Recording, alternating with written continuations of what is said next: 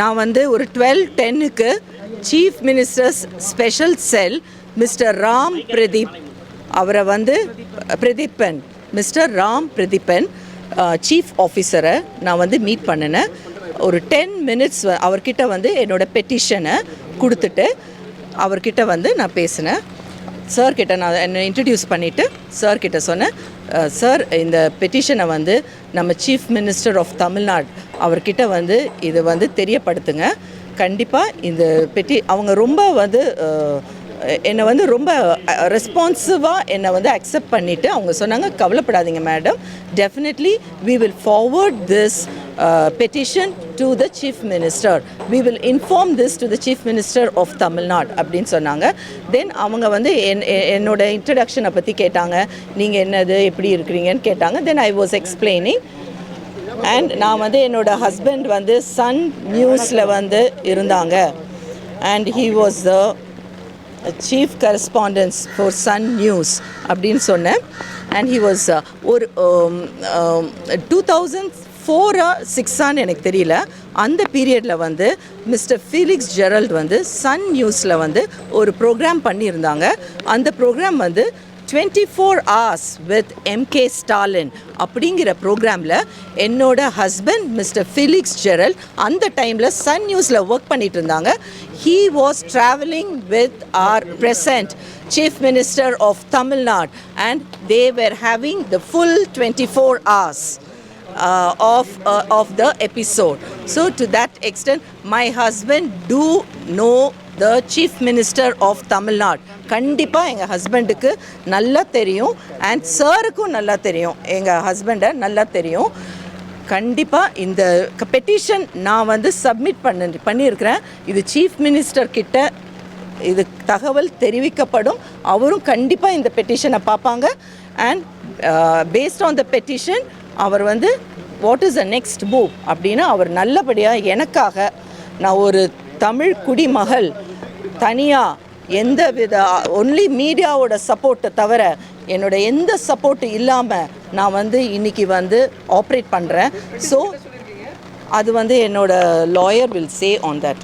Okay, so as an individual இந்த ஒரு சராசரி மனைவி எப்படி வந்து ஒரு ஹஸ்பண்டுக்காக அவரை வந்து சீக்கிரமாக கூட்டிகிட்டு வரணும்னு ஆசைப்படுவாங்களோ அதே ஆசை தான் எனக்கும். So I have requested, I have pleaded the Chief Minister's cell and I have informed them and they will do it to their conscience அப்படின்னு என்கிட்ட சொன்னாங்க. அண்ட் இதில் வந்து நான் வந்து ப்ரீவியஸாக நேற்று வந்து ஒரு வீடியோ பண்ணியிருந்தேன், ஒரு அப்பாலஜியை வீடியோ பண்ணியிருந்தேன். இந்த அப்பாலஜி வீடியோவே என்னோடய ஹஸ்பண்ட் வந்து 3 லாயர்ஸை வந்து சென்ட்ரல் ஜெயிலில் வந்து அவங்க போய் பார்த்தாங்க. ட்ரிச்சி சென்ட்ரல் ஜெயிலில் பார்த்தப்ப வந்து எங்கள் ஹஸ்பண்ட் தான் சொல்லியிருந்தாங்க, என் ஒய்ஃப் கிட்ட வந்து நீங்கள் இன்ஃபார்ம் பண்ணுங்கள், ஒரு அப்பாலஜி வீடியோ போட சொல்லுங்கள், ஒரு அப்பாலஜி லெட்டர் வந்து ட்விட்டர் ஹேண்டிலில் போட சொல்லுங்கள் அப்படின்னு சொன்னாங்க. ஸோ அக்கார்டிங்லி என்னோடய ஹஸ்பண்டோட இன்ஸ்ட்ரக்ஷன் படி through the lawyers I got the information and I have done it. எனக்கு என்ன சொல்கிறாங்களோ அது நான் செஞ்சேன். அதுக்கப்புறம் வந்து அந்த பர்டிகுலர் வீடியோவை வந்து நாங்கள் ப்ரைவேட் பண்ணியிருக்கிறோம். அந்த வீடியோ டெலிகாஸ்ட் ஆன டேட் வந்து 30th April 2024. ஸோ அந்த டைமில் டெலிகாஸ்ட் ஆன வீடியோவை வந்து நாங்கள் ப்ரைவேட் பண்ணியிருக்கிறோம். அதாவது முதலாக இது தொடர்பான வழக்கு கோயம்புத்தூரில் தான் பதிவு செஞ்சப்பட்டுச்சு 3ஆம் தேதி. 10ஆம் தேதி அவர் புதுதில்லியில் கைது செய்யப்பட்டார். அப்போ 10ஆம் தேதியிலிருந்து அங்கே புதுதில்லியில் எந்த நீதிமன்றத்திலேயே அவர் ஆஜர்படுத்தப்படலை. ஆஜர்படுத்தப்பட்டவங்க கிட்டத்தட்ட 3 நாட்கள் பயணித்து 13ஆம் தேதி அவர் திருச்சி நீதிமன்றத்தில் ஆஜர்படுத்தப்பட்டார். அப்போ இந்த பிரச்சனையை பொறுத்தவரையில் ஒரு சட்ட ரீதியாக வந்து இதில் ஒரு தவறு நடந்திருக்கிறது அப்படிங்கிறத வந்து ஒப்புக்கொண்டே ஆக வேண்டும். ஒரு நபரை தொலைதூரத்தில் கைது செய்தால் கூட உரிய நீதித்துறை நடுவர் நீதிமன்றத்தில் அந்த பகுதியில் அவர் ஆஜர்படுத்தியிருக்கணும், அல்லது ஒரு பிடியாணையோடு இவங்க போயிருக்கணும், வாரண்டோட. இரண்டுமே இல்லாமல் அந்த கைது நடந்திருக்கிறது ஒரு விஷயம். இரண்டாவதாக வந்து நீதிமன்றத்தில் உத்தரவு பெற்று ஒரு சோதனை நடந்துச்சு.